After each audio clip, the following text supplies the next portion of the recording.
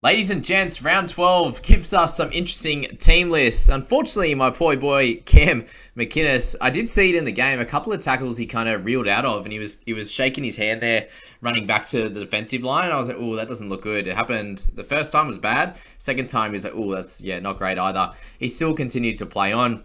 He then came back in the second half and played on with that broken hand. It sounds like it's the two bones through here, which doesn't sound great. Those two there, to be able to play through that, I now am less unhappy with you, Cam, and I give you a clap. To be able to come back from that is big news, and thank you for netting me that extra 20 points. I really appreciate that. There is a massive in the last game of these team lists, so please hang around to that. I would really appreciate that one, and it's one of these guys on the screen, and we'll have to do a lot more research on this one and see how this plays out. There's obviously a few injuries that have happened, which have allowed our great man Benny Trbojevic to come into the squad, a dual position edge and center at basement price. So very, very interesting how this is going to play out. Obviously, a round 13 player there. But they do have a guy on the bench, Ethan Bullimore, that's, coming off a bunch of games on the edge and then now has been playing through the middle. So, we'll get through that in a second. But round 12 team list there, Broncos and the Panthers there. The biggest news out of the Broncos is Adam Reynolds is out this week. They've decided to rest him, which is very sad and unfortunate. Obviously, him now under 700k, about the 660 mark. He's someone that is definitely an option in round 13, but someone that I will be avoiding considering there's a lot of other options in the halves position. If you are happening to be holding him, I think that you do continue so, and you get a good score out of him from round 13, 14. And you move on from like 16 potentially. So up to you what you want to do, but I would personally be holding if you do own him and you haven't set up your halves right. If you're happy with like playing Akatoa and like a Dylan Brown or Johnson and Akatoa or something like that, then that's awesome. There's also another big switch in a later team list as well, which would be cool to check out and discuss a little bit. But the Broncos there, Reece Walsh, we're hoping, for those that don't have him currently, that he does make Origin. If he doesn't, then we're probably looking to slot him in our sides to keep him on your watch list and definitely don't trade him out. Flegler, still an option this week, guys. If you want a cheaper mid, then he's going to be a guy that can do a good job for you. Other than that, it's Carrigan, Payne-Haas. Keep them in your side up until round 13 at least. On the Panthers side of the ball, we have Dill Edwards, who's been killing it. And he could be a very, very interesting guy to potentially slot in your side in 14 if he doesn't make Origin, which it's unlikely he will. Taruva, you got To'o there. If you're holding on to him, I still think you can. Cleary is there and is a good captaincy option. Again, I would probably select Hines against Knights again, but that's that there. Nothing changes for this squad, and my issue now here is Zach Hosking. He has been named, which is great news, but how many minutes is he going to play? Is he a trade out or is he not? That is the big one that we need to answer, guys. And him there, obviously with a bigger break even, he's at 680 odd K. Is he going to be able to hit those heights and hit a 50 plus, even if he does get limited minutes? Because, where's Martin going to come on and play? Is he going to play through the middle? Probably a bit mix of middle and a bit of edge. So, like, does Sorensen get the bit of a rest after he dominated last week and Hosking played limited minutes? Or is now Hosking that guy that does play the 50 or so minutes? I don't really know. It's a really, very tough one because Sorensen played so well. If you guys picked up Fisher Harris last week, and I personally wouldn't grab him until after 13, when they have their bye. 14 would be the play. Isaiah Yeo will be out in 13. Will you continue to hold him? Dragons and the Roosters there. We have Sloaney still named. Not too much has changed in this team, guys. So they did lose their coach, and Ben Hunt has been moved back to 7. Little comes in, and Mbai drops out. So that's the change that a few people are looking at. Little's defensive numbers aren't actually that bad, and he is an attacking weapon. So I think they need to be playing him. And Sullivan goes back to the bench. Stewart and Bird on that edge position like they were last week. Michael Molo in there. I don't find him as too much of an interesting kind of prospect at this point. He's not basement price and has done a bit of a job. So, Sloan, up to you if you want to trade him out. He's 1 week away from that 13 game and 14. But, he hasn't been scoring very well. So, I'd suggest in this one that Roosters should win. And he's a trade out. Teddy, hold him this week. You have to. There's not any good options. Like, if you trade him to Drinkwater, what are you going to net? You probably lose out if you trade this week. Yes, he lost by, 18 last week to Drinkwater, so it's really not that much. And he comes up against the Dragons in this one. So, I think he's a good hold. Billy Smith, obviously one of those guys that you could just trade in for this week, and then he's a centre prospect going forward. Completely up to you what you do with that one. And then Really, from there, it's other options here in, Drew Hutchison comes back. Definitely not an option, sorry. The other changes here is Hutchison comes back into the 7 with Manu out, which we expected, and I imagine Manu will be back in round 14. I've seen a lot of people, it's like 5-6% have already traded Manu out. There's a little bit of conflicting messages. There's a chance of an extended period of time, but that could just mean a couple of weeks with them having their bye next week. And NL Physio says that it will likely just be that couple of weeks. It could be really bad, but they just said some ligament tears, some ligament sprains there, which, with that mechanism is not a big issue apparently. Brandon Smith named, which is good. Turpin in that bench there, and Crichton goes back to the bench. Egan Butcher returns to the starting side. They have named Warrior Hargrave, but he did get a minor pec tear, so will he continue to keep that spot? I'm not sure. I think he'll drop out, to be honest with you, and Angus will probably come back in the starting side, or Lodge will come back in. A few people have been asking me about Matt Lodge, and I just think that, yes, he's a fairly cheap price, but with them having the bye in round 13, I think it's very hard to slot him in your side. Rabbitohs up against the Eels in this one. Latrell obviously came good. We spoke about him being a great hold, even though he'd made a lot of money and done great after that low score, and he prevailed in that one. Cody Walker's still doing well. Johnston, obviously half an option there. Nothing really changes to this squad. Jacob Host, if you don't own him, then he's a sneaky one at a reasonable price there. At a little bit under that 400k mark, which is good. And then obviously Cheekham getting closer to a sell, probably around 13 or 14. 14 or 15. With him, if you do own him. Hame Sele, again, you're holding until that time. Tevea Totola, a solid pickup for sure. And the interchange stays the same with Blake Taff coming in.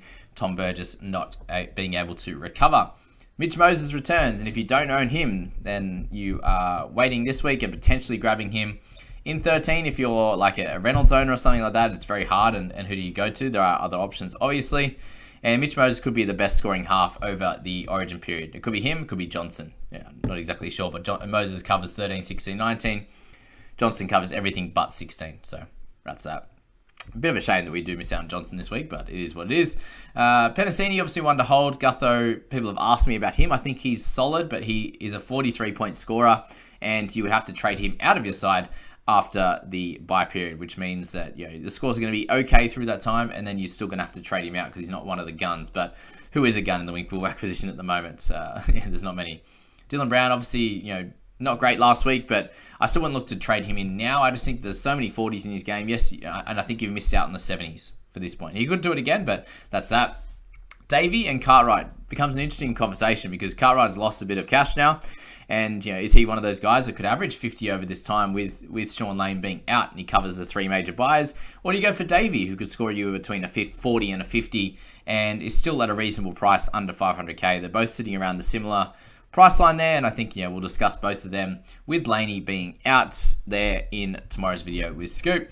Jermaine Hopgood, obviously a very solid pickup. He has the dual position. He plays the 3 major buys, and with that injury news to Sean Lane, that means Cartwright is not on the bench anymore, and he was still playing 50 minutes with Lane in the side. This just means he's going to have to play the big minutes there like Lane was. And then you've got Makatoa coming onto the bench, which, you're looking at here, you've got Ogden, you've got Makatoa, who are going to be low-minute guys, and then Madison and Hopgood will have to play the big one. So even if you said Cartwright and Davey played the 80, that means Junior, we've got Greg there. Greg's going to play like that 35 to 40 minutes. He probably gets a little bit of a boost as well. But I think Madison plays 60.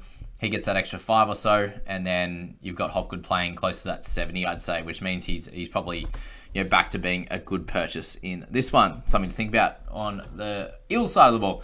Okay, Sharks and the Knights in this one. You've got really Hines as the king.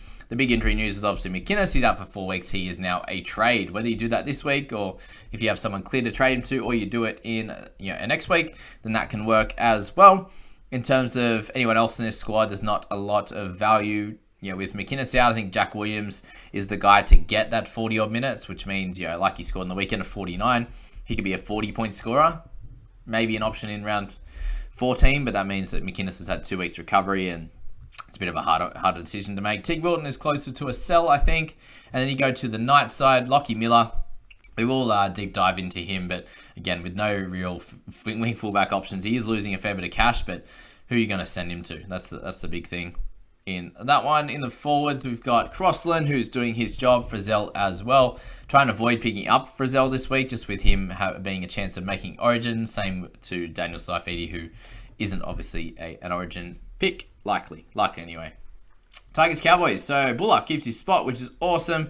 Tommy Talau stays in that one. He'll continue to play that role. And then the guys that we want to be looking at over this week, especially before their bye, is obviously Papali'i. There is Bateman and Clemmer to see what kind of minutes they get, and if any injuries pop up. They're mixing the middle minutes between Twal, Offa, and Clem and Uto at the moment. And Clem is not getting the big enough minutes, but it is what it is at the moment. And if he continues to go down in price, he's going to be an option. On the Cowboys side, you can still look to pick up Drinkwater. That will be completely fine. You have Reece Robson, who again you can continue to grab if you like, but I would wait until 13 to decide to do that. If you have Boyd there, if you have whoever you have, he's only scoring a little bit better than Granville. So let's just think about that. Hill and Lukey, a good one to look at, guys, was actually the article and audio that Robbo put out.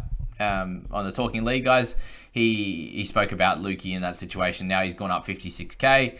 Are you going to be playing him in round 13? Are you going to be playing him in round 16? There's a lot of questions around him, but we will speak about him in tomorrow's video with Scoop. But if you want to check that out, please go and do so. And then you've got Gods. If you own him, continue to. Cotter as well. I wouldn't be pushing to grab Cotter this week, but he's definitely one to stick on the watch list or hold if you do own him. And then Dolphins. So nothing much changes apart from Valence Tafade not making the squad. So for the big chunk of people that brought him in last week, I think it was 9,000. Please don't pick him up this week because he's not playing. So shows you that you don't pick up guys that make their debuts and then they aren't named the next week because they have a bye. Don't do it. It can stuff you around. Hammer, probably hold at this point now that he's getting pretty cheap. Nikarima and Katoa, you get another price rise out of them. I think you make your decision on those two guys next week as to what you do with them, unless you have to play them, and that works out well. Now that Jeremy Marshall-King has got through the bye team, he's now obviously after past the 700k mark and is a great purchase who only misses round 16 in the bye period in that hooking position. So I'd personally be selecting Robbo at the moment, especially if you have like a Brandon Smith as cover in 16 or another hooker that Jeremy Marshall-King is scoring better and could be a great asset over this bye period. Lemuelu, if you want to grab him now, it's still an opportunity to. But he's gone up a lot in price. If you go to the Storm, guys, again, not too much to speak about on their front. Trent Leoro and Katoa still named. Grant is there. I think you wait a week on all of these guys before you make any decisions, especially with this game. I think it'll be a pretty tight one. Plenty of back and forth and plenty to do there. Jesse Bromwich is back as well. So, again, not too important, but that's that. And then Marky Nichols is there, available, ready to go, but hasn't been named yet. And Nelson Asafa-Solomona continues to play on, apparently, through his rib cartilage injury. Doggies there. We get the big news of Carl Oluwapu has finally moved into the 6th position, and I think he's holding his own defensively, and that's probably the reason why they need to make a change. And Carl looks like he should get the 80 minutes, which is very exciting news. If you did pick him up, if you didn't, I still think he's a potential option if you need a cash down, but someone in the next game might be a little bit better just for the bye period if he can hold down the spot that we'll talk about in a sec. Alamotti, if you continue to hold him, then he is a hold in this one. Would you play him? Could do against the Titans. He had a really, really good game. Perham in there, again, you could hold. Jacob Preston is obviously a hold as well. Harrison Edwards, a potential buy. I understand why you'd be looking at him. He's in that 13 jersey now, and surprisingly, he's going to be that bigger minute guy with Raymond Fatala-Mariner not. So you've got Ockenbaugh, Hughes, Reynolds, and Raymond. So the minutes will come through Tavita, Max King, Edwards taking some time off, and then potentially one of the edges or something like that there. Obviously, with them likely not to use Oluwapu off the bench anymore, and that Reynolds going to come on through the middle likely, which means that the minutes will drop for someone or a couple of people there, whether it's the interchange guys or whether it's going to be the starters. I think something's going to change. So I doubt Edwards plays the massive minutes, but we could definitely be proven wrong. In the Titans side of things, we've got Campbell there. Didn't do great on the weekend. Tanner Boyd didn't either, but I think both are holds. Campbell, you really need a bounce back. You need him to be a good scorer rather than anything at this point. And then for Feeder, don't pick him up now unless you are a head-to-head guy. If you are a head-to-head player, every week's a good week to get for Fifita. He's been amazing. Fodawaker, again, a potential option in 14 if he's not making Origin as like a 50 to 55 point scorer. And the last one we have, Raiders and the Eagles. And the guy I want to talk about is Ben Trbojevic. So now that Kelma Tuolangi, Josh Alaye is out. So Kelma with a facial fracture. We will dive into how long he's out for. Is there potential that Ethan Bullimore could come into that starting spot? I think they liked what they saw from Ben on the weekend, which means he gets that start, and we'll look into his scores and deep dive into all that. So he's definitely someone at 220k edge and center dual that could do a job, but are you going to bring him in and play him in round 13? Potentially not. So, is it worth trading him in? You can move your centers up to the edge guys, the birds and stuff like that if you need to do that, if there's injuries or whatever and you don't want to make too many trades. He definitely covers a few spots across the bye period, I think. Very, very interesting how that's going to play out. He doesn't play 14, but if he can go well this week, go well next week, and continue keeping that spot eventually, if he's a 30 to 40 point scorer, then he's going to make a good amount of cash at 220. So that's something to think about there. Their interchanges, you got Sam Fainu, Ethan Bullimore, Ben Condon, and Carl Lawton. So not really anyone that's going to take big minutes from him. If they do, could just be Bully, or he'll go through the middle or something like that anyway. So unsure how that's going to play out, but it's definitely an option at 220. Schuster is back, but again, not really an option. You've got the Raiders guys there. Matt Tomoko continues to do well. He's just very expensive right now. Tarpane, Hudson Young, Corey Horsburgh. Two of those three could make Origin, so I think you just avoid all of them unless you're keen on taps right now.